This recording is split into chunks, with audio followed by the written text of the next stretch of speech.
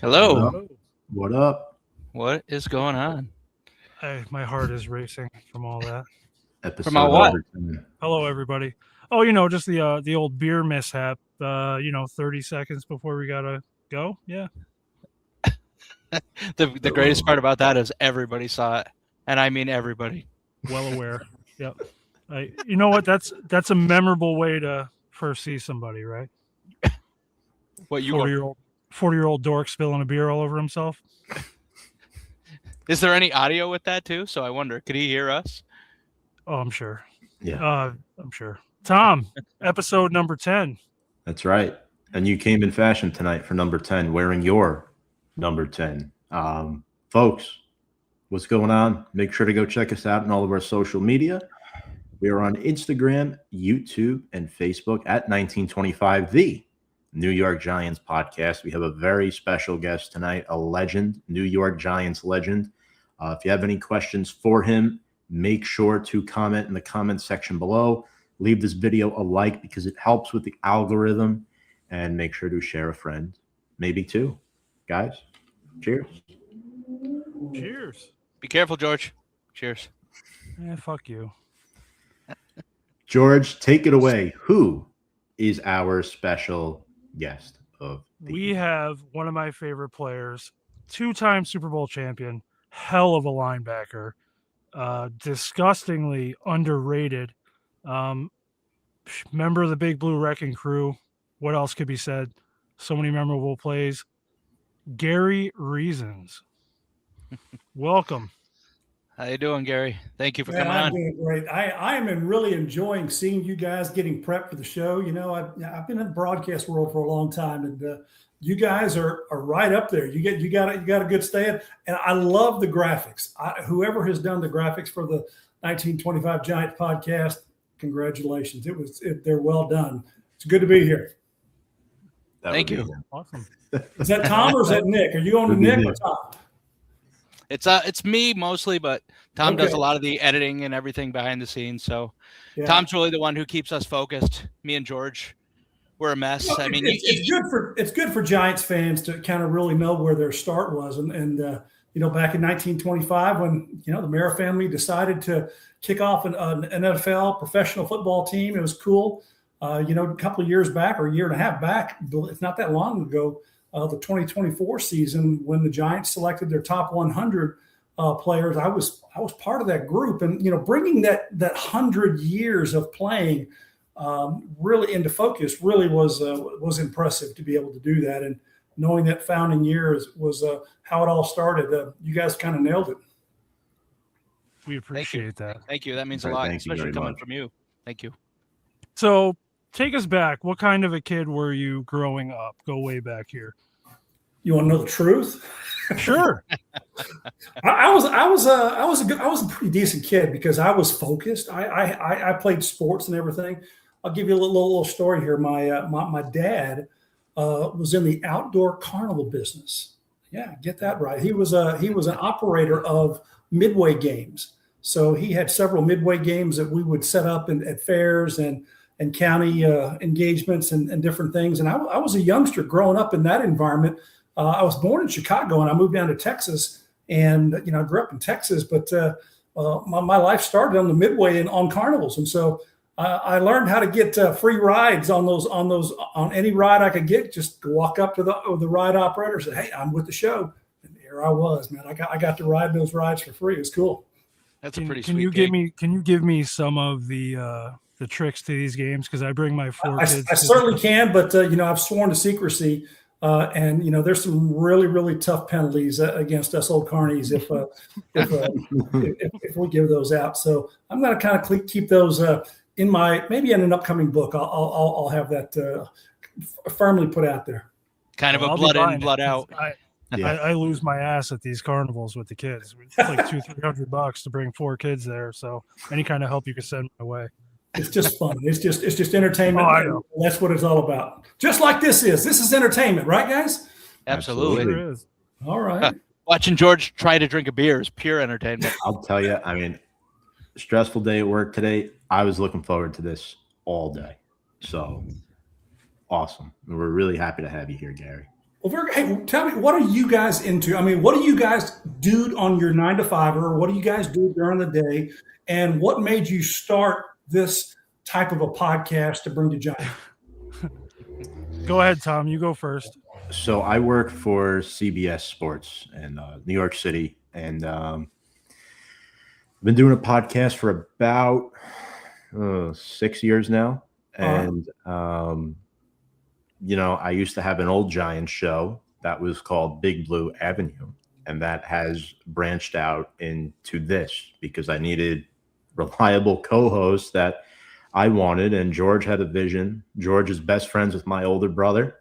We had a similar vision. We wanted to put out some awesome content, and here we are on our 10th episode, and you are pretty much our 9th guest, 3rd former Giants player, and Cool. Yeah, we've been talking about you for a while. We definitely are excited. So in the television broadcast world, we're always trying to raise the production value of every show that we produce. Is that right? Yes, sir. And so you bring in the big guns here for number 10. I like that. That's good. Absolutely. Absolutely. You want to hear the best part, Gary? So these two didn't know. One night I just started cold calling or DMing, and I picked Leonard Marshall. I was like, I love Leonard Marshall. Lenny, He's probably not going to answer me, right? He's not going to answer me. Louisiana. So I text these two. I go, hey, I fucked up. And they look at me like, what do you mean? I said, Leonard Marshall wants to do it. We didn't even have a show yet. So we put all you kind of blew a little smoke up Lenny's rear end, huh? You sell the sizzle, not the steak, right? So Okay. it sounded good. It worked out, and it was a great episode. But we were sweating for like 10 days straight, like just nonstop What are working. we gonna do? This has got to work. Absolutely. Yeah, we had absolutely nothing. But then, Leonard came on, and from there we've gotten more guests, including yourself. And, it's something. It's a start. We're having a lot of fun doing it, and that's really all that matters, right? So do you guys envision having a rap bus that you take to the games and you set up out there and all those things that go with that? Is that part of the plan? We would like to do. We would like to do more. No, it'd be great. Just me and George. We're a little further away. I'm up near Saratoga. He's up near Lake George. No pun intended. And so it's a bit of a hike to go to every single game, but we try and make it to at least 2 or 3 a year. And whether they're good or not, I'll still go. I even went to week 17 this year, even though, there was not much in it for us. So when you guys can't make it, that's when you learn how to send the production assistants to the game to put on everything, make sure that you have a face in the crowd, and continue on with the theme of 1925 New York Giants podcast. You got to make it happen. No, absolutely. It's part of my vision. Trust me. I want that insignia to be something people recognize, even obviously in the stadium, for sure. Yeah, our goal is to try and get out there to as many events. There's a few coming up we're trying to make it to. That's our plan, and then from there, just continue to meet great Giants legends and try and get them on the podcast. Yeah, there's a lot of us out there. We or at least we're still around. That's we're good to talk to because there's nothing like rekindling some good old memories. Absolutely. Now, Gary, you mentioned you being a bit of a carny growing up, but when did football come into play? When did that become serious? When did you know, like, hey, maybe this is something I could really do? Well, it was interesting. I was an 8-year-old kid when I first started playing football, and I was a bigger kid when I was young, obviously, and so I took to the sport. And actually, when my dad and family were traveling, I actually stayed with some friends there in our community, in our neighborhood, so that would allow me to continue to play, in sports when my dad and my mother also participated in the carnival business. But they allowed me to stay with some friends who were very, very gracious to allow me to be there. And so I was able to participate in sports throughout my youth, and it all worked out well. So I grew up in Crowley, Texas. I'm here in the Dallas-Fort Worth area. I live on the northeast side of the Metroplex in McKinney, Texas. So I'm actually 75 miles from where I grew up. It's on the southwest side of the Dallas-Fort Worth Metroplex in Crowley, Texas. And in the book, I tell a little bit about it. And when I grew up there, it had a population. Check this out: 508 people. I remember the sign very well, 508 people, and fond memories. It was a great little town to grow up. And, I was born in Chicago, and my mom and dad hated the winters up there. So that's why they moved south, and my dad could transfer that what he was doing in the carnival world down there. And it worked out well. So it was where I grew up, and pretty ground. I played all sports, football, baseball, basketball, track, played a little golf. I fed 105 sports as a sophomore in high school. So that was fun. But, I just grew up that way. And I had my friends that grew up with in the neighborhood, and we were all pretty much wired the same way. We weren't all the same athletically and skill wise, but right. We kind of meshed together, and we made the most of what we had on teams. And most of the time we had a good opportunity to win a lot. And but though there's certainly some bumps in the road. Did you grow up a Cowboy fan? I did. I was a huge Dallas Cowboy fan. You look back on Roger Staubach in that era, and what he brought to the Dallas Cowboys in this area. It was almost poisonous not to be part of the Dallas Cowboys fandemonium there. And remember way back then, guys. That was I'm talking 1970-ish and early 70s. There was only 3 networks: ABC, NBC, and CBS, and all the games were broadcast in different windows. But the network, they pretty much owned live television sports, and so you were forced. And so the team owners back then in the NFL, they realized that they needed to get their DM, their direct market into that funnel, and they broadcast those games on the local affiliates here. And we all had those antennas out there. We were catching signals. There was no such thing as cable. There was no such thing as streaming. It was just catching that antenna cable. Those games got a little fuzzy sometimes. Fuzzy as hell. My earliest recollection of games had like a green tint to them, just this fuzzy greenish brown. It happens.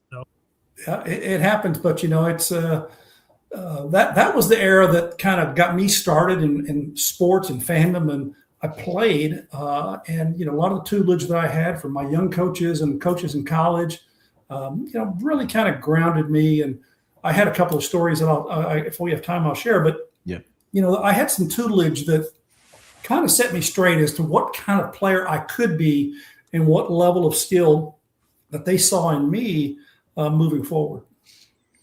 I think that's a perfect segue into this next question, Gary, because you weren't heavily recruited coming out of high school.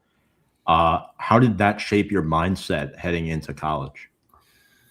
You can take it 2 ways, right? You can let it be a problem, or you can let it fuel the fire, so to speak. And for me, it did the second. And so I really wasn't on the radar. No, at Crowley High School, where I grew up, I would be the first player to play Division I college football on a scholarship. There had never been anybody come through there to do that. So guess what? The scouts weren't coming through there to see me play or to watch back then reel-to-reel tape or film on players. So it just wasn't happening. And so I was able to, after my senior year, I didn't have any offers at the end of the year. And I had a couple of coaches who reached out to some schools, and then there were 2 offers. I had 2 offers, and I took a private plane to Louisiana to go see Northwestern State University, which I finally committed to. I tell a little bit about that in the book, that it was a good place. It was a great fit for me, and I'm really pleased that I did. And things just kind of took off from there. I really had a structured mindset. I was one of those guys that's pretty much wired in of really how am I going to turn this opportunity into something unique. First of all, I was the first person in my family that had an opportunity to go get a college degree. That's something impressive. I was the youngest sibling. I had 3 older brothers and sisters, and sister, and an older half brother. So, but I was the first one to go to college, and that was my priority, because I knew if I was to go to college and get a degree, I was going to have an opportunity to do something other in my life, more meaningful potentially. But that was really the goal. It was the education was really first in my mind, and not necessarily the athletics. But I think the athletics came more naturally to me, and it allowed me to utilize kind of both of them you guys probably remember a little bit about my playing style. I was kind of one of the cerebral, smart guys. I was able to be able to kind of dissect and act a little quicker, perhaps, than a lot of players. But that was how I was wired. And if you hear me on this podcast, I can carry a conversation. It's not like not like you need to fill in here, but I can carry a little wind. So I actually just turned that to my advantage. With the leadership that you have to have as a linebacker, as an inside linebacker with the defense. I learned that as a high school kid and on into college and into the National Football League. All those little traits that you learn from people and how they conduct things. That's what made me, and I've shared a lot of those in Reasons to Believe. That's awesome. So at what point at Northwestern did you start to realize the NFL could be a possibility? Good question. So I actually started as a linebacker my freshman year, mid-season, my freshman year, played a lot and worked out really well. So my sophomore year was fantastic. I played lights out. And I made a first team All-American that year, en route to becoming the first 3-time FCS All-American or 1AA All-American in that subdivision history. So pretty good college resume coming out. So my sophomore year, my linebacker coach was a guy named Joe Jones, and Joe had been previously the year before, he had been a lead scout for the Cowboys, and he told me after I had been selected to the All-American team, he grabbed me and he says, Gary, he says, I wanted to talk to you and kind of let you know what I think I see in you. And so we sat down and chatted a little bit. And he goes, not only do I think you could play football right now for the Dallas Cowboys, he said, you would be their starting middle linebacker. No shit. I'm 19 years old, and I'm hearing that for a team that I watched as a young kid growing up. And what do you think that the hair on the back of my neck kind of stood up a little bit and kind of took notice of that? And good for Joe with his tutelage and others that were there at Northwestern. And A, keeping me grounded. B, we kind of put a plan in place. And, it's more me being proactive of trying to do the things. I had to put together a junior and a senior campaign that was also telling to be able to, reap the benefits of it, and unfortunately coming back in those days, even elite players, a lot of athletes slid down the draft ranks because they saw FCS 1AA players as something unproven. Although, you look back now, it really was a foolish thing to think. Possibly could have easily been a first or second round draft pick in the NFL, but I didn't let that bother me. We moved forward, and that was, to answer your question, after my sophomore season in college, making All-American for those time and listening to Coach Jones, it kind of set me on the path. Yeah. So, go ahead, George. Nick, go ahead. No, go ahead. No, go ahead.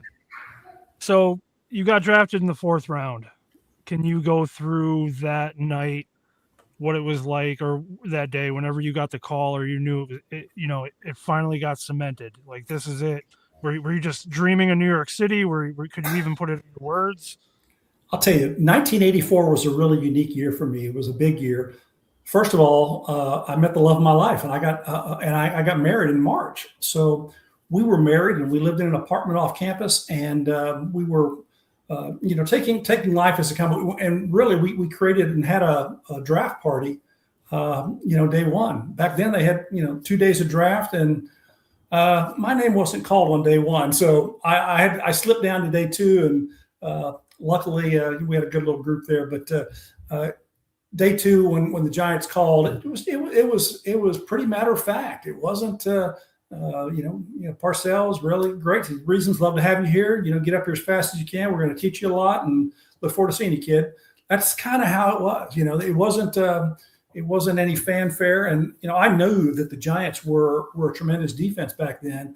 Obviously, they had the tenured linebackers, and I'm thinking to myself, with Harry Carson and Brian Kelly, Brad Van Pelt, and 5'6", why are they drafting me? And actually, why did they draft Carl? What's going on here? Well, the mindset was already kind of been made that to move on from Brian Kelly and to move on from Brad Van Pelt. And, that I wasn't aware of that, but those things opened up opportunity for me. Parcells was very much a rewarding the veteran players who had played under him and with him. And so Carl and myself, we were drafted in '84. We didn't start immediately. We didn't play right off the bat. It was actually week 6 when we played Atlanta. And that was our first start together. It was me and Harry and Carl and LT. And that would be the group for the next several years. And couple Super Bowl championships afterward. There you go.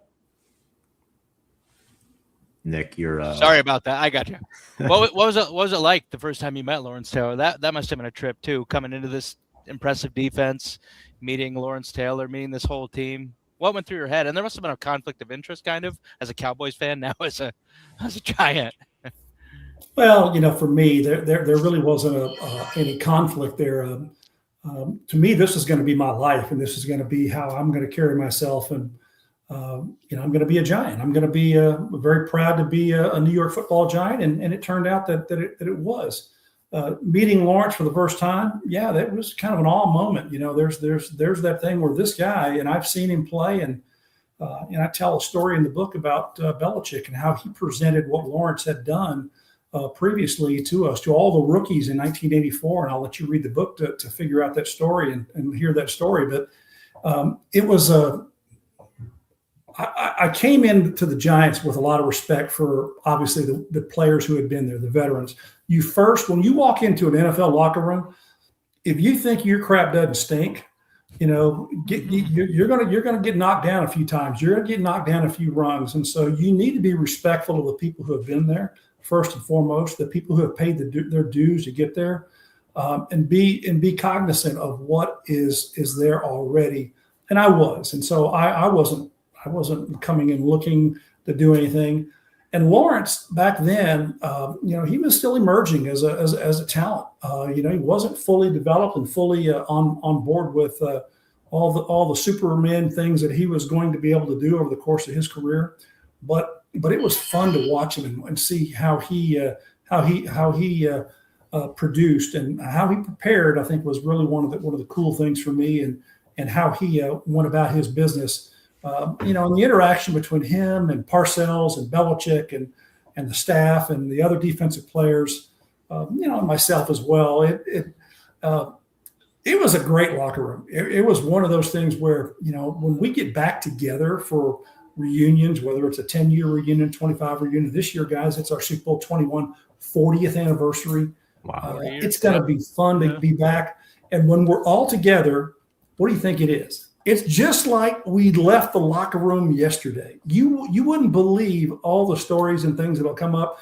And, we have all these social media tools, and we're able to connect and be a part of everybody on a regular basis. But just getting back and shooting the crap with these guys and, telling our old stories and inflating our stories more importantly of some of our experiences.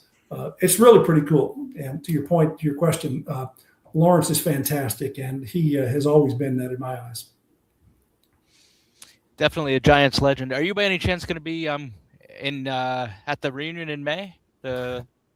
I expect to be up there. Yeah, at the brewery up there. Woodbridge Brewing Company. Yeah, Jack is putting that together for us, and making sure that hopefully Jack will finalize everything. I've talked with him about getting up there. So yeah, certainly look to be there, and might be a book opportunity. Who knows? I might have to have some of those on hand to share with Giants fans. But certainly good to be back. 40th anniversary of our Super Bowl 21 team is special because it's the first New York Football Giants Super Bowl championship team, and we're always going to be remembered as that.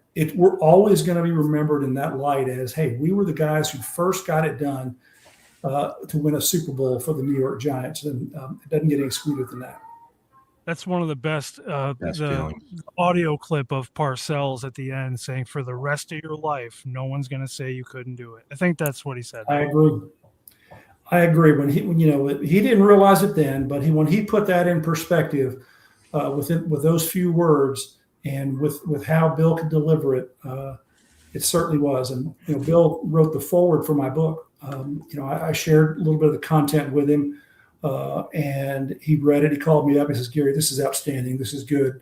And I asked if he'd be interested in doing a foreword. He said, "Certainly. Let me." So that right there, and what he wrote in for the foreword in the book, really touched me. And it's important to be able to have people that you can lean on. And I think we as teammates and coaches and players, we all lean on each other because what we accomplished together was really just that. It was a unified team culture development. And when I share a lot of these stories in the book and talking about the different things, every chapter in the book is a takeaway. I talk about a leadership principle almost every chapter. And then I introduce a concept that I've created. It's called the YES framework. And it's a goal setting, and it's a goal achieving opportunity, or it's a way to do that. I'll give you a quick little example of what it is. When you say the word yes, it's really affirmative word, yes. So we all say that all the time. But yes, I've turned it into almost a verb. And we're going to make action out of this word yes. Well, it's Y over E over S. And what it means is, it's not just your why, but what is your why? What is your objective? What is your goal? And then you have E. So what are the expectations that you have to do? What do you have to do to meet your why? And then obviously under that, you have S. S stands for structure. What are the tools, resources that you have to meet your objectives and ultimately your why? So that's what I'm training and teaching people to have a mindset of very structured thinking. And I'm bringing this into the education market as well to teach youth at the elementary school level, middle school level, and high school level. And I've got a whole curriculum and platform developed for a student leadership program. So I have the YES framework trademarked, and as well as the RTB Reason to Believe leadership platform. So it's a cool program. And once you start hearing people say, "Hey, yes, that," well, they're talking about yesing an idea, which means that they're going through this process. So that's how turning yes into a verb is going to be a reality. That's awesome. A little over your head, guys. Is it smoke out of your ears? Is that what I see? I am a guy who thrives on structure, and most of my friends as an adult make fun of me for it. But him being one of them,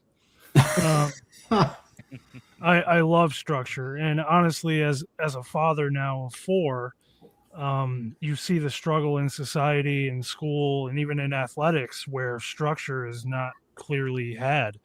And when you try to introduce structure to some of these kids, it's as if you're the worst person on earth. That is why I want to approach this at a youth age and give them a very structured approach to goal setting, to achieving, to understanding how to frame how you think, turning thinking into action, and then be successful with it. Are we always going to be successful every step of the road? No, but you can reset and redo it.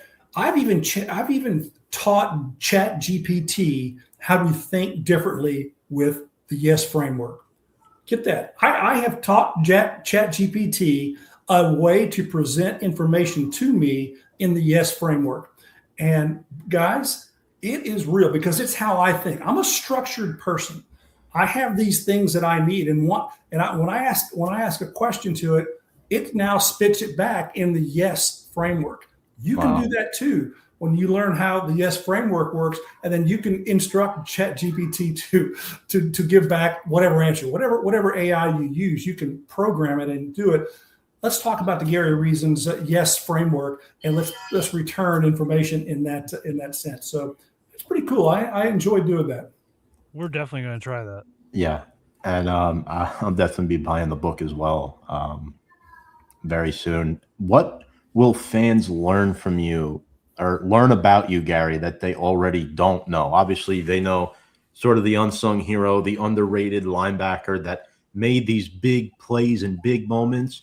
But what do they not know about Gary Reasons that they might start to find out about you in this book? I think that the thing that people may not really fully understand yet, especially from the Northeast, is, when I stopped playing football, I didn't walk away from the game. I've been in the broadcast booth for over 30 years. Started with ABC Sports, moved on to Fox Sports and ESPN. So I've been around the game at a national college football broadcast level for over 30 years. And so I have a great perspective of the game.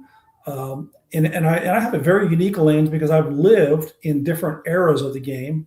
And I've been on other shows and they've asked me questions about, the teams and how things are progressing in the NFL and stuff like that. And I have a very good perspective of what's going on. Today's football is a little bit different in the NFL simply because of the rules. They're more slanted towards the offense. As a defensive guy back in the 80s and 90s, we could smack the receivers around a little bit. You could touch them. They didn't have skirts on. So we actually, played pretty rugged style of defense. And now that's changed to where the rules are encouraging down the field passing, which means that explosive plays, they're trying to get those on by the offense. And also, or if they're not going to get an offensive, reception, they're looking for a pass interference and to move that ball down as well. So it's just rules that have changed in the game that are a little bit different in today's game. The players are not anymore elite athletically. They're not bigger, stronger, faster. They certainly are not from what we played. But they're really just not a whole lot of that difference. It's really more rules change than anything of how the game is played. For sure. Going back to your start on your rookie year, who was the first player to welcome you, and was there any players that tested you? Yeah, I don't recall who would be the first who welcomed me, but there's a guy, number 64, who always kind of tried to pester me as a linebacker. Jim Burt, our nose guard, great player, great guy. But he was always trying to make sure that I fit right on my read, which means that he wanted me, because I'm an inside linebacker. There's a nose tackle and the other inside linebacker be Harry next to me. And however the run play or the pass play was, we all had fits that we had to make. And Jim was always trying to make sure that Gary, you got to come up in there and take that guard off me. Come on, because Jim was trying to make plays. He was wanting to make plays. So if I'm on the backside of the inside linebacker and the plays to my right, so I'm coming up on Jim's left, and trying to look at the guard and on the nose tackle. So he's getting double teamed. He's wanting me to absorb that block. But what he didn't realize is if the back dipped and ran to the outside, that became what's called in my mind a fast read instead of just a gap read. So, and he said, "Reason, why didn't you take off that guard?" And I said, "It's a fast read, Jim." He said that to me 1,000 times. He's always tell me to get that guy off me, make a fit. So Jim always had his little quirks about him, but loved him to death, and he was a great player for us. What a locker room. You just hear about all these guys. Like, I couldn't imagine, Jim Burt, Harry Carson, Carl Banks, Lawrence Taylor, all these guys in one room, one focus, one ambition, all totally different personalities. I couldn't even imagine just seeing all that. That is the magic that Bill Parcells pulled off. The magic of the structure and the development of our team and our culture.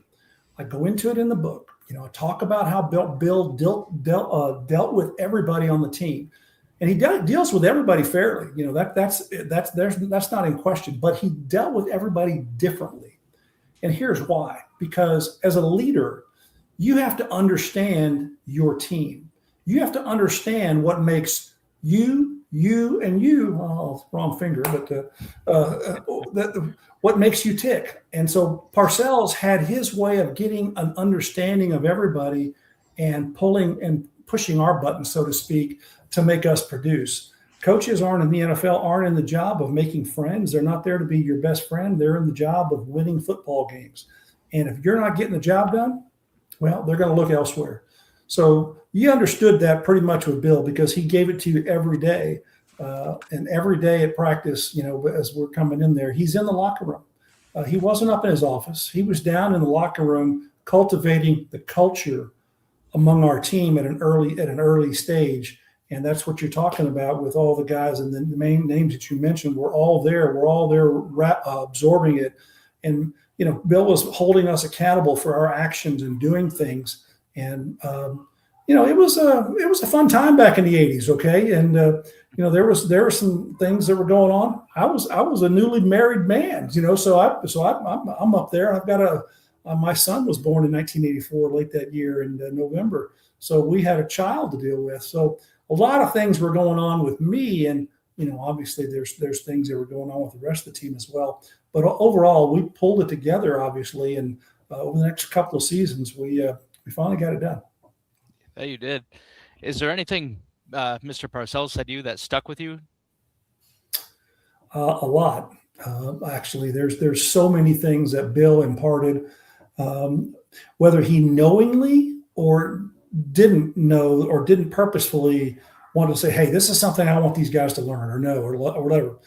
I was a sponge of information and trying to assimilate what that information was. I'll give you a nugget. Bill always said, about the media, he goes, guys, we are in the business of collecting information and not disseminating information. So we weren't going to be forthright about what we're going to do, how we expect this guy, or, give kind of these effusive remarks about players and what we're going to do with them. No, we're not going to do that. Why would we show our hand? So that's a little takeaway that I had from Bill that I've kind of driven with, kind of pick your time of when you're trying to expose what your game plan is. Maybe it may not be until you're fully ready to do so. And Belichick mastered that even further. I mean, his press conferences when he was head coach were just he didn't give them nothing.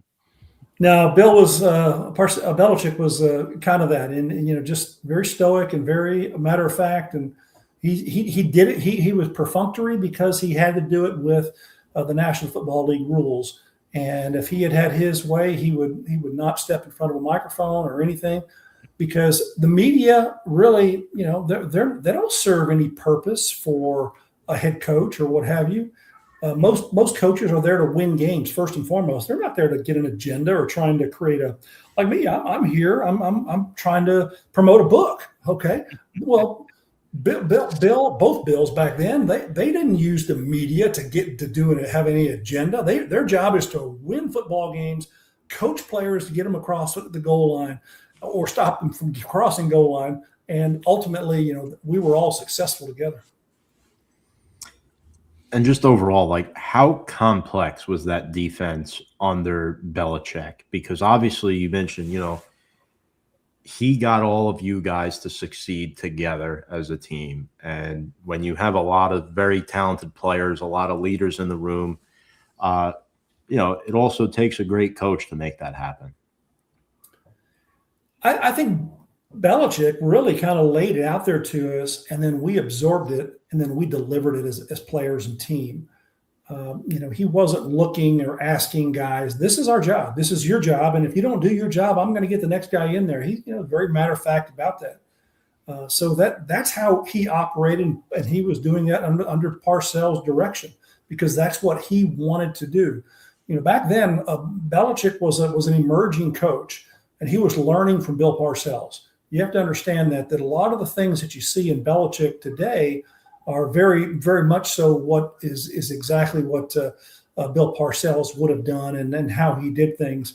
There's a lot of things that I see in how Belichick has coached over the years that were certainly from the Bill Parcells kind of school of thought. But Belichick was a very guy who I admired how he prepared and how he put the work in every single week to give us the best chance. When you start looking at game film with him and he sees things the way he sees them, it's a unique thing. And then he shares those tidbits with you, and then you begin to watch tape a little bit differently. And any subtle movement by a player, whether it be a hand flinch or alignment, and you can use that as a takeaway or something that'll advance your preparation to get you to where you need to be to make a play. That's the mark of someone trying to put you in a position where you can succeed on the field. And that is the true definition of a coach. That's deep. Whoa. So moving forward now, 1989, I don't know, a name you might remember. Obviously, Shane Humphrey. There was a little bit of a play where, I mean, let's be honest, it's up there in my top 5 plays in New York Giants history. Was Tom? You got the role. This play here, Shane Humphrey coming through. I mean, was this obviously the read, or was this all feel? Kind of walk us through that split-second decision. It's preparation. Back then, with Elway turning out the way he did in the formation, I knew exactly what the play was going to be on 4th and goal. And my job was to come back and do exactly what I did. I destroyed the running back, and it's Bobby Humphrey, not Shane. But Bobby, he had no chance, because I took off and a little missile launch there, and it worked out. The timing was great, and you saw the ear pad fly out of his helmet, and yeah, obviously it was a very remarkable play. It was a cold day back in the Northeast. Most everybody was watching that game. It was a Sunday afternoon. Only network on watching the New York Giants, as I talked about in that market. So it was one that kind of most Giants fans, when they see me, they certainly remember that play. And plus, it's been replayed millions and millions and millions of time on YouTube and everywhere else. But it's something I'm very proud of, and glad to be able to make that play, to be a part of a 4th down stop, most importantly, to help us win that game, which we needed to get into the playoffs, which we did. What goes through your mind after that play? Stop. Oh, it was an amazing play. What are your thoughts afterwards, though? Are you like, holy shit?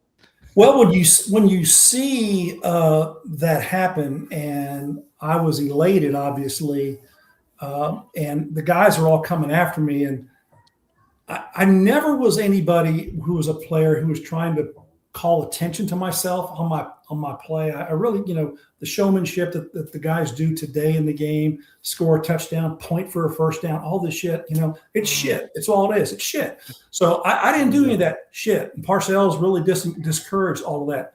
But after that play, I did a euphoric, raised my hands up in the air and going to the sidelines. And that was pure just reaction. And to me, that was the most elated that I have ever been about a play.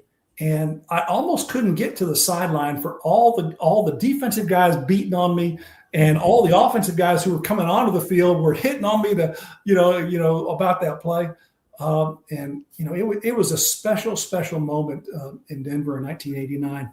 And when I'm on social media, I tease a little bit on Denver in 1989, the hit and all this stuff, and it gets a lot of reaction, and that is so fun. That is so fulfilling to have something that is memorable. And really, what it does is it closes the gap between people, and it closes and it makes you one little separation away, and communicating and making it something that we can kind of speak the same language. And for us, it's a Giants language, and it's enjoying some really unique times together that myself and the fans have experienced.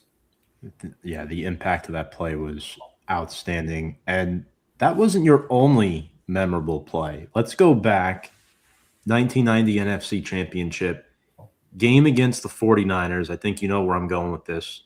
So can you walk us through your mindset during that crucial 30-yard fake punt run and what led to that decision?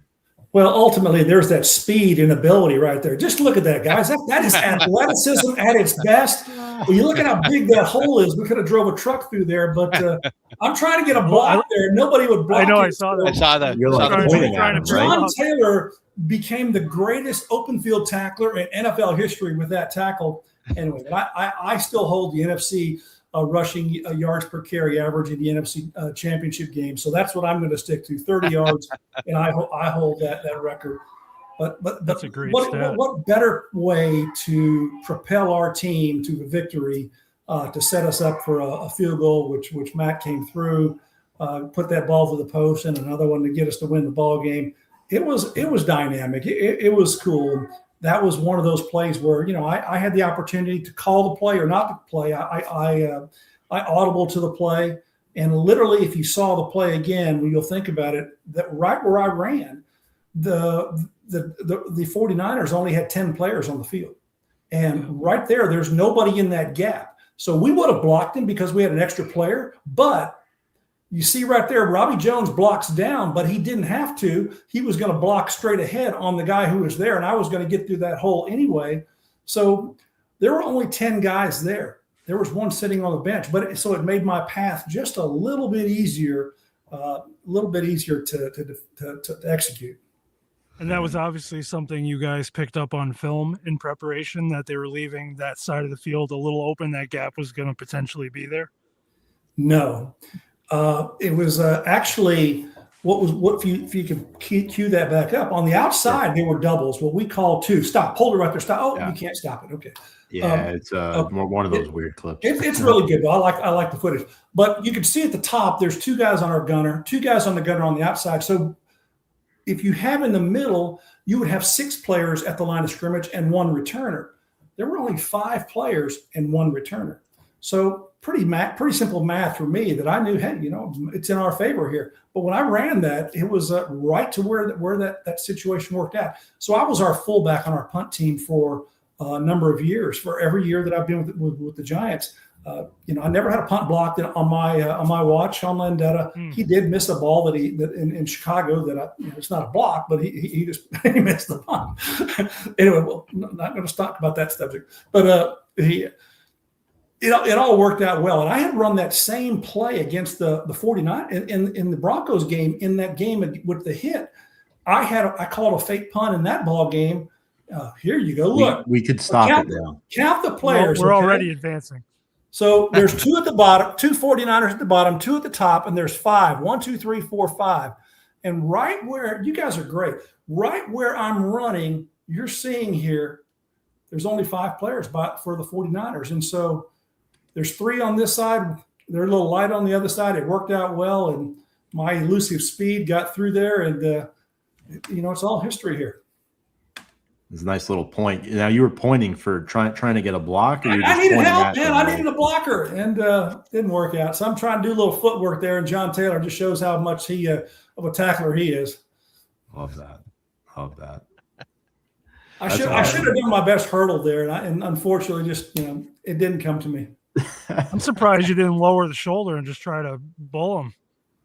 Well, he was going low, and I kind of he got pretty low on him. Yeah, he did get low. I pretty much should have gone over him, and if I'd have hurdled him and gotten the end zone, that would have been the best NFL play of all time. So just me saying, No, it would have been pretty good. What's it like when you go into a stadium right before a game? How does it feel to mentally prepare going into the locker room? What's that feel like? Do you have any rituals, any routines you like to do before a game? I'll give you that from a couple of perspectives. One, as 9-year guy in the National Football League, and also 30 years in the broadcast booth. It's really very similar. So when you are preparing to go and play, you've got all the tutelage and all the scouting report as a player that you've taken from the entire week. And in the NFL, your practice week basically starts on Wednesday. Tuesday is basically the day off for most players and most teams. So Wednesday through Saturday is when what your prep is. And then Sunday, I was in execute mode. You just go play. You just go do your thing.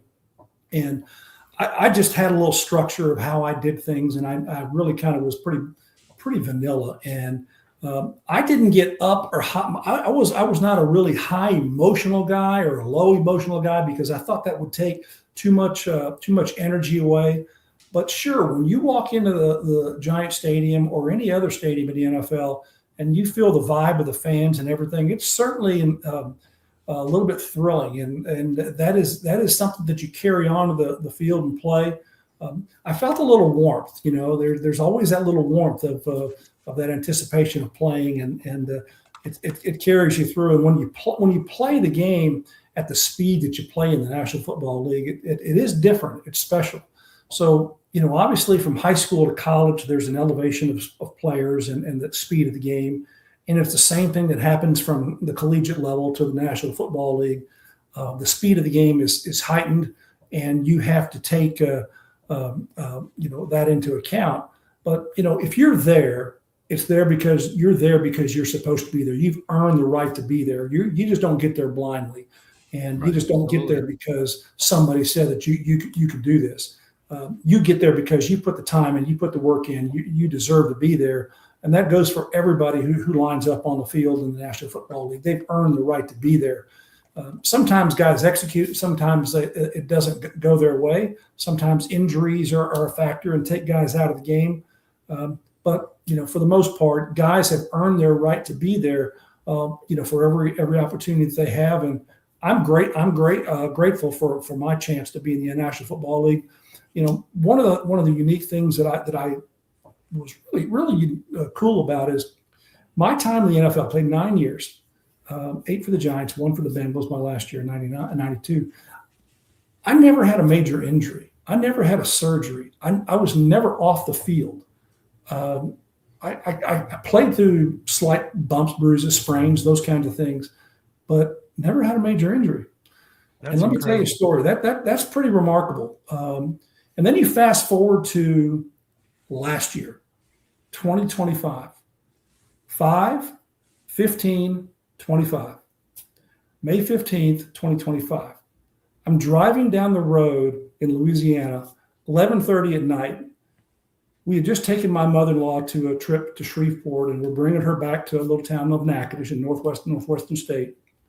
And going down Louisiana Highway I-49 south of Shreveport, and I see cars moving around in the highway. We're going 75 miles an hour. And I'm in my truck, Ram Limited truck, and all of a sudden, I see in front of me something. It looks like a log, and I couldn't avoid it. I went right through it, and it was an alligator. I hit an alligator, and just think of that. And I moved over to the side of the road and everything, and people had already hit it already, and it was pretty amazing. But from hitting that alligator was really the only injury that I've had. My knee slid and hit the dash, and it popped my cartilage in my left knee, and so shit. This is just a little scope there, and but I've got that cleaned out. I'm I hope he didn't hit another alligator. Okay, I'm back. Must have been a little glitch, but the alligator didn't fare so well. But my truck got totaled, by the way. It was from a an total alligator loss on that vehicle, and mother-in-law and my wife were all well. But my story about this is, I've hit some big old boys in the NFL, and I've taken them down, but I couldn't take down that alligator. He got me. He got you. That was the hardest hit of your life. Wow. It really was. It literally was. That's wild. How big was the alligator? 15 feet. Big boy. Oh, so it's way bigger than I thought it was. Like we don't in the you Northeast. You take a log, it's wrong, big, and I reach probably 12 feet here. He's longer than my reach. Right. That's wild. That's terrifying. Yeah, only imagine.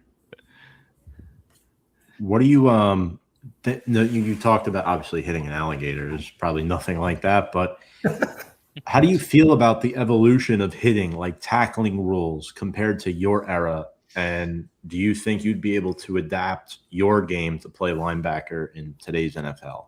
Well, let me answer that. This firstly is that, anything to bring safety to the game is good for players. Mm-hmm.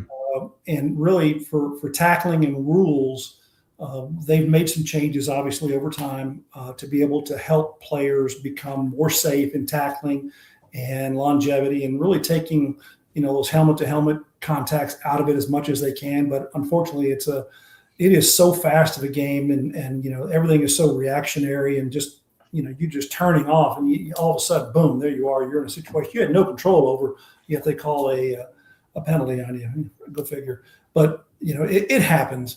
But from a collegiate broadcast perspective, I've seen those rules change the game, and I've seen players get instructed at a youth level and come up through understanding these rules, and it has changed tackling behavior.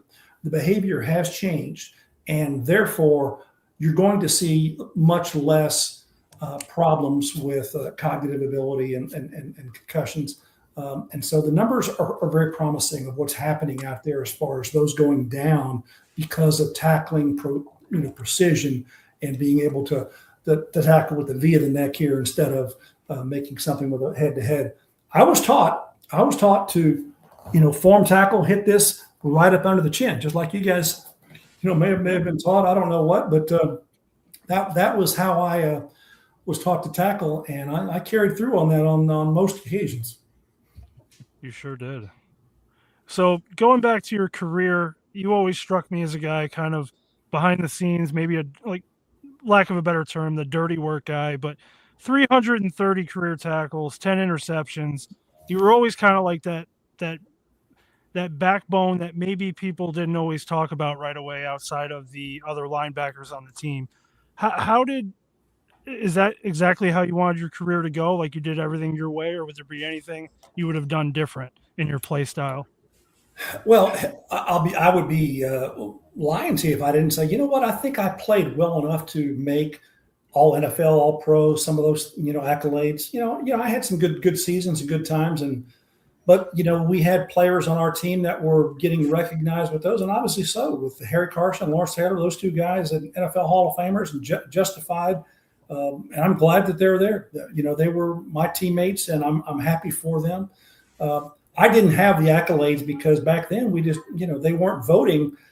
Players voted back when I played for that, and they weren't voting all four of us in. And Carl had some accolades. He and I were together. In 1984, we made all rookie team together, and Carl didn't get a whole bunch of accolades early on either.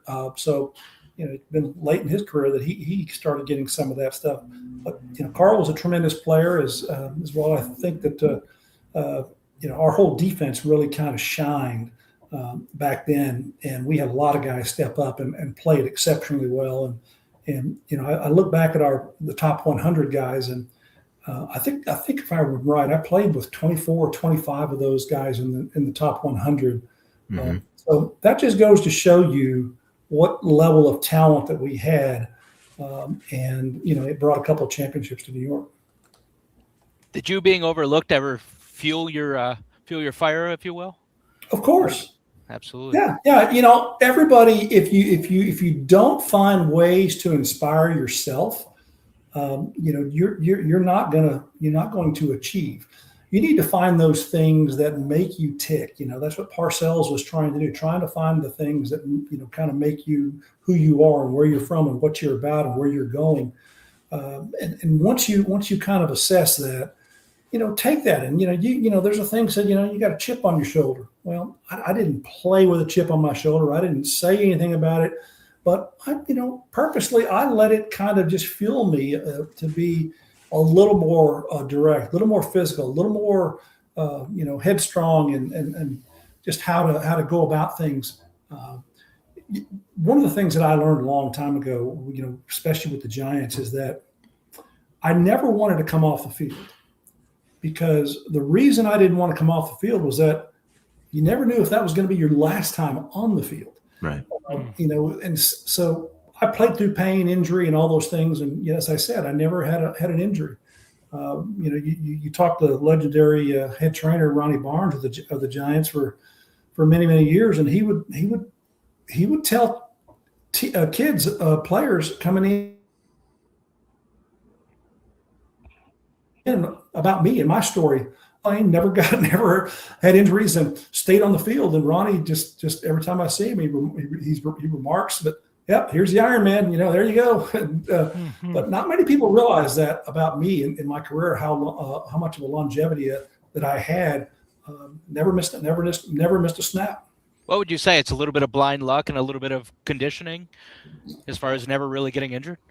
No, for the blind luck, because I was very preparation minded, preparation oriented, and fit very much. I fit on plays well, so I wasn't going to get hit by somebody in an awkward way that was going to be injurious to me. So I had that in my favor, and I've got a body chemistry that played well to the position, and my size and makeup and speed, and I wasn't moving too fast on the field, just to tease myself, because everybody says I couldn't run, but you can't turn the clock on and adjust it for time to get in motion to get to that ball carrier. I had no trouble doing that. So I hope we could have you for just a couple more minutes. We're almost wrapped up here. I just had a Sure, real let's do quick it. 3-part question involving your time with the Giants. Who was the funniest guy in the locker room? Is the first part. Funniest guy in the locker room. I loved Mark Collins. Mark MC was always joking. When we traveled, boy, he had fun. And William Roberts was a little prankster as well. Man, those two guys would keep you laughing. And when we get back together, guess what? Who's the pranksters? Who's the most jovial? It's those two guys. Just love them to death, and they really kind of kept a little bit of a light air with us. Obviously, on travel, they were able to let their hair down a little bit and kind of have some fun, especially because we're usually traveling back after victories and things like that, which is a good way to travel with your buddies. If you have a successful outing, or whether it's you go to the deer stand or whatever your calling is, if you come back after a successful event, you're obviously a little more jovial and happy about it. Those two guys come to mind when you're talking about, who were some of the funniest guys. All right. So then who would be the biggest trash talker on the team? There wasn't a whole lot of trash talking going on because we were, as a team, I think we were very well grounded in that, there's nothing that needs to be said. If you're kicking their tail, you're kicking their tail. If you're getting your tail kicked, guess what? You're getting your tail kicked. And hopefully it's not the latter. But there's no point in a professional environment in sports to where you're trying to get under somebody's skin, because you never know what you're going to get. I'll just leave it at that. You don't know if you're going to poke the bear the wrong way to get some outcome that you weren't really expecting. And then finally, it might have even been yourself. Who was one guy that nobody messed with in the locker room? Nobody. I think there were probably a dozen guys that really had the fortitude. I thought your answer was going to be everybody. No. I mean, there's a dozen guys that I think that really were the backbone of the team, and the fortitude and the toughness. And we walked the walk, and we were the leadership of those teams. And there was a credibility of being in that light, and that the understanding of what goes on with your style of play. And we all were similar in that we played tough, we played physical, we played smart, we played under a scheme that we had to rely on. Because if you go outside of the scheme, whatever it is, whether it's an offensive player or defensive player, if you go outside of the scheme, you set yourself up for failure, and you set the team up for failure. We didn't do that. We played as a team. The culture was developed as a team. So I'm not telling you that any one name or anybody else that was a badass or anything like that. I think there's a lot of badasses in our team, I'll be honest with you, because that's why I had the question, because I don't know. We were a tough bunch. I don't know who I'd be the most terrified of. I look one way, Leonard Marshall's over here. Gary Reasons is in front of me. Carl Banks is scary. Lawrence Taylor, he's wandering around. I would be terrified. Even your cornerbacks were over 6'2". Well, there's kind of stories that were written in the media about, the offensive lines were intimidated by Lawrence and Leonard and our whole defense and how physical we are. We dominated the offensive front. We dominated for years. And if you can't run the ball, if you can't execute because the defense is just taking it away every single play, and it just chokes you, that's who we were. That's what we did. And we did it every single Sunday, and it wasn't any different. The effort wasn't different. And good to the teams that beat us, because they executed a play or two at a higher level than we did. But they still took a whipping, because that's what we were all about. Yeah, I think the more I sit here and listen to you talk, Gary, the more it makes me think I didn't have to watch your career off of VHS tapes because I just missed your career. But speaking of your career, you were inducted into the College Football Hall of Fame back in 1996 and the Louisiana Sports Hall of Fame in 1997. What do those honors mean to you after your pro career was over? Great question. And really, both of them are, very, very big honors. First of all, the College Football Hall of Fame, there's been 5.4 million players play the game of college football. You put that into perspective, and now there's just under 2,000 guys in the College Football Hall of Fame. That's a very, very elite company to be in, and very, very thankful. More importantly for me, with my collegiate career, the legacy that I left at Northwestern State and the ability that I have. I'm still involved with the university. I call their games for ESPN Plus here recently, and in a month I'm going to go back and see the spring game, and I'm a booster and going to put on a nice event there for the team, and still continue down that path. So I'm very, very appreciative of my college career and being recognized. Just give you a couple of names that were part of my draft, my induction class. Terry Bradshaw, Walter Payton, Neil Lomax. There were a few others, but just that's the quality that I was being inducted with of the players, and it was really inspiring to me to be a part of that. And the Louisiana Sports Hall of Fame, when you look at the legends and things coming from out of LSU, obviously, and the other sports state schools, universities, there's a lot of talent there. There is so much talent coming out of Louisiana in particular. And for myself to, have the accolades, first ever 3-time All-American at Northwestern State, retired my jersey after my senior year, and playing as long as I did the National Football League and a couple of championships along the way, and 30 years in the broadcast booth. And, I'm still doing things for the university now. There's history there that I'm so appreciative of. First, I found my wife in Natchitoches, Louisiana in 1984. And so my true sports and professional career started in 1984, and she's been by my side for over 40 years now. That's incredible. Cheers. Absolutely. That's such a cool story, having all that happen in one short time, and you fast forward to now and it's still there. That's great. And so that brings me full circle to Reasons to Believe. And it's a reason that I wrote the book. I'll tell you, it was pretty special to be able to see this. I got a couple copies up there, but if you can't see it, this is what you get. This is a paperback version. And, this to me is kind of momentous about, there's a lot of things that I share in here about, personally about myself and also about my experiences from the playing fields to the broadcast booth to as a business executive. All those things are in there, and it all comes to a head when I build it into what's called a Reasons to Believe platform, and then we have the YES framework, which is what I told you earlier about the goal setting, Y over E over S. It's really appreciative for me to be able to share experiences, and when you've been doing the things that I've done over the last 40 plus years. And now I'm in the mindset of sharing back knowledge and helping others and trying to share a way for others to achieve.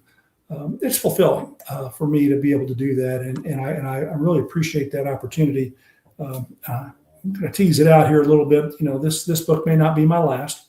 There may be some others in the offing, but I really enjoy it, and I've got a real goal to bring some of this, what I'm teaching in Reasons to Believe, to the youth education market. And I think that's going to be a real fun thing to do, because I can share so much knowledge and experiences with youth through this platform that it can be amazing.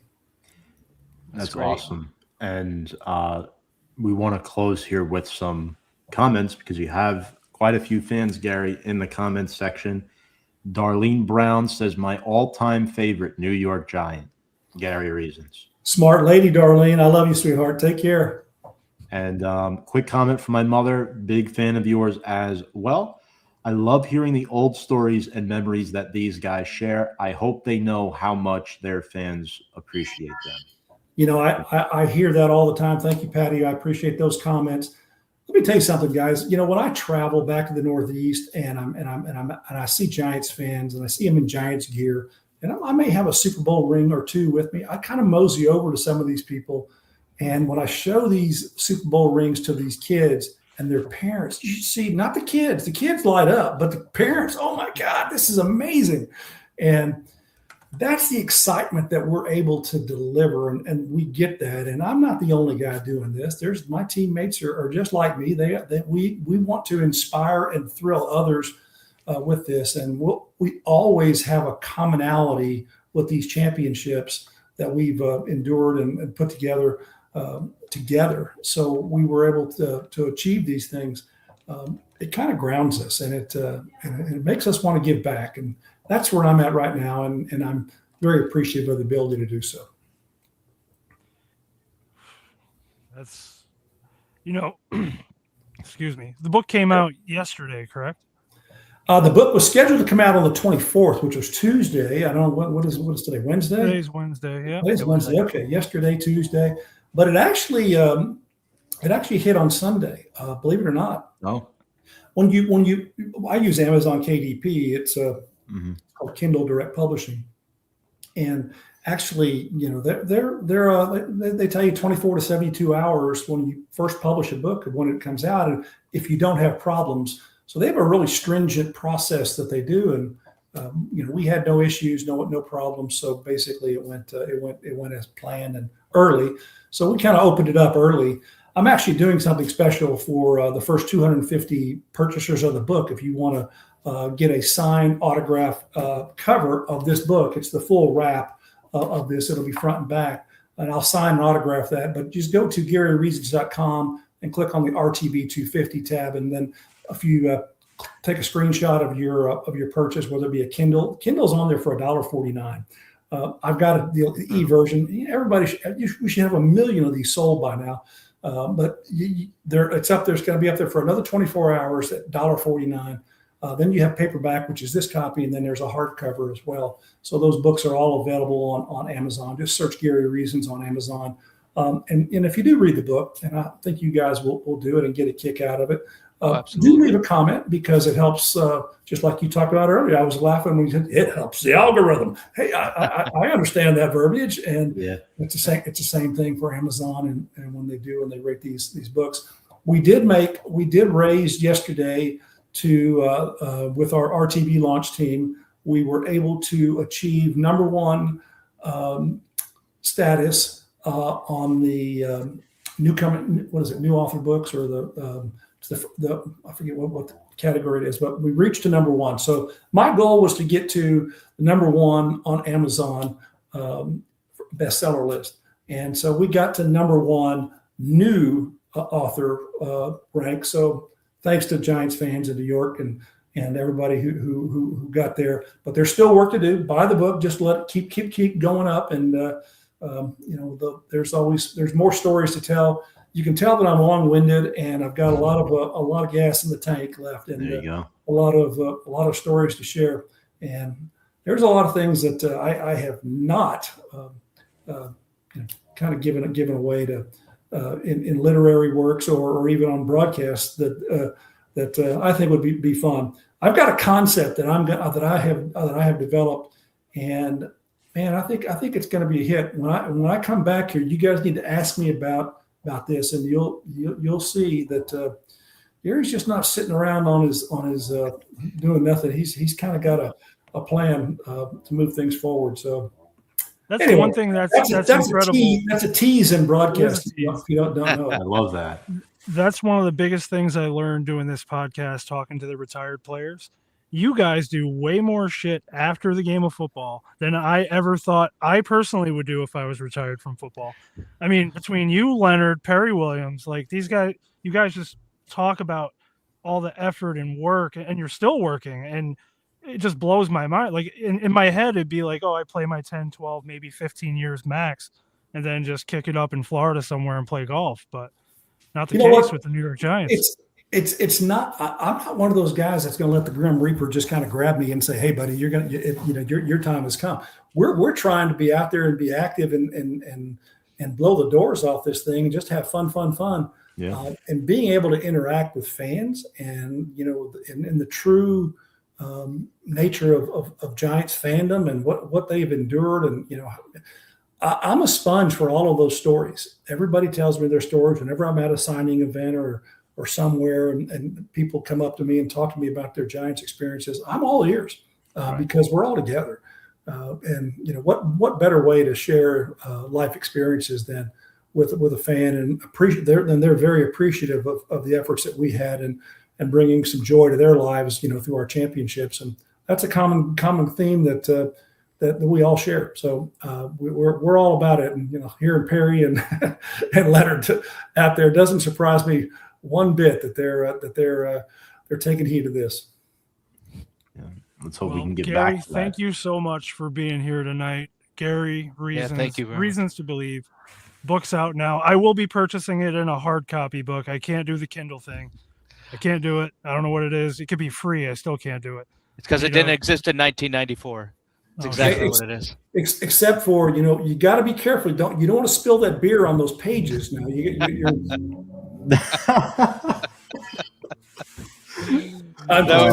Touche. I wish we recorded that. Me too. That was good. It happens. It happens. But you guys got to remember that guests in the queue, they see and hear you too. Yes, sir. Tonight was the first time though where I was like, we need a minute. Usually, honestly, this week for the three of us has been crazy. Tom's working on the NCAA. Me and Nick's work life has been nuts this week. So this week was a little more, let's say, not as normally we're a little more prepared an hour out to post than today. So when he said he was here, and as soon as he said that, I cracked the beer open and it started spilling everywhere. I was like, shit, I need a minute. And it's all over the place. I'm in my basement. I'm like panicking. And I'm glad you got to see all that. Between the four of us. Well, guys, thanks Cheers. for coming into my office. And you see my two teams here, the Super Bowl 21 and 25 teams, the Super Bowl trophy behind me, my linebacker group up here. I put a couple of books in front of a couple of Emmys up there, but don't worry about those. It's all in fun here. You see that picture on this shoulder over here, that one up there, you see my legs up there running. That was a portrait of the Denver run. No, yeah, excuse me, that was the San Francisco fake punt run, and on the other one over here on this. No, I can't point the right way. It's over here. Okay, I'm tackling my college teammate Bobby Hebert, number 3 here from Northwestern State University. I sacked him in the Superdome, so I had to keep that one up there. So that's pretty cool. So That is I love awesome. that. yeah, one of these days I'll do a podcast and I'll turn the camera and I'll show you the bookshelves. And there's some stories there. Awesome. We'd love to have you back sometime, Gary. You were great. Thank you thank so you, man. much. We appreciate you. Thanks, guys. Enjoyed it very much. And best of luck to you guys. And go 1925 New York Giants podcast. Thank you. Thank Sure. Thanks, Gary. Well, episode number 10, In the Gary books. Reasons. That was fun. Yeah, He I was loved it. he was phenomenal, but I'm going to be honest with you, the beer spill that was one of my favorite things that ever happened. For those of you guys who don't Fun know, we're literally 2, maybe 3 minutes max from go time. And I've had this beer down here ready to be opened. And I usually systematically, because I'm a psychopath, I open it right before 2 minutes. So I do that today. Mr. Reasons was in the queue, clearly had audio and visual of what was going on. I spill this beer all over me. And I'm like, I'm holding it and I'm like, shit. And I'm panicking because it's like, we got to go on like now. Yeah, but you were also, there was foam all over your face and you're like, and I'm supportive. That's the thing. Pre-show, we're a mess. The second we go live, everything's fine. Every all week. good. It's the same thing. It's the same thing. George knows it. He must have been like, this goddamn idiot. Knows This- some first impression. Every time look you at think of Gary Reasons, you think of a beer spill. Look at this fucking goober. He might not remember our show long term, but he'll remember that he had a podcast where the fucking dweeb that was doing it spilled the beer all over him and was panicking and ran away to get napkins. 35 seconds from post. That's a true professional. By the time the intro played, I was ready to go. My pants are wet. Because of the beer? Yes. Oh, okay. Love it. Ugh. Any other comments from the class, Tom? We had a couple. This one from Google Maine. Dumbass Cowboys fan here. Love y'all old school 90s uniforms. I'm 44 now. I remember the 90s like yesterday. Y'all boys keep doing your thing. Thank you. Google. Thank You got it. And you are correct. You are a dumbass Cowboy fan. I'll drink to that. Yeah. What about? Maybe Mr. Reasons can reach out to other Giants players for future shows. George, we might have something lined up, right? Or are we? I'll give a previewing little anything or hint. not yet? I'll give a little hint. The player was actually mentioned tonight organically. Really? He was, yes. Yes, he He was. was. Maybe I don't mentioned. even know who it is, folks. I might be in the dark about this too, with all of you watching. So might just be a Georgia Nick thing here. I'm out of the loop. These guys are tied to the hip. They're together, most days of the week, right? You guys are Yeah, it's fucking on the great. job. On the job. Well, So Episode next week- 10. What are we doing next week? Nothing. I am going to Indianapolis for the Final Four. Oh, Unfortunately, I'll be out. You think Tom can leave us keys to the Ferrari here? Or? Keys to the StreamYard. Maybe do a little crash course after dark show next week. Yeah, we'll see. We'll see what's going on. Can you drive? I'm not sure. Anyway, Yeah. Gary Reasons to Believe, buy the book, out now, Amazon. It's in Kindle format, paperback and hardcover, I believe, right? Yes, sir. Yep. Yep. And remember, the first 250 will receive an autographed copy.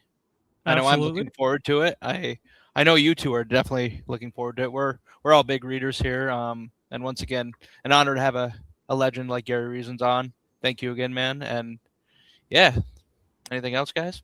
And if anybody out there wants to have me and Nick hop on their podcast next week, here's your chance. What is this? Am I getting duped? No, not at all. But you're going to be busy doing NCAA stuff, which is what's going to pay for your bills and lead to a happy marriage and forever, ever after, right?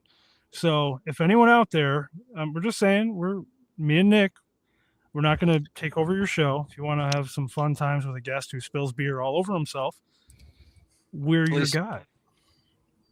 Yeah, you should beg a little.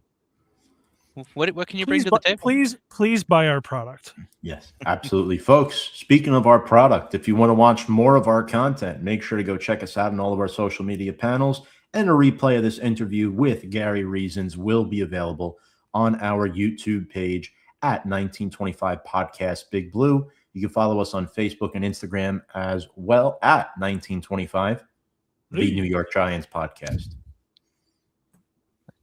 Thank you, guys. Cheers. Cheers, fellas. everybody. Have a good night. Go Giants. You might see us next week. You might not.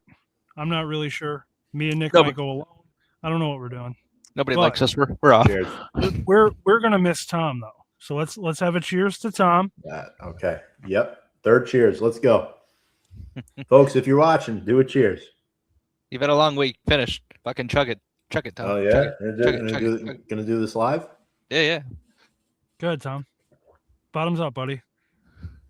Ugh, look at that. There you all go. that, Just all like- that Snapple right down the gullet. Cheers, everyone. Good night. cheers. Have a good night.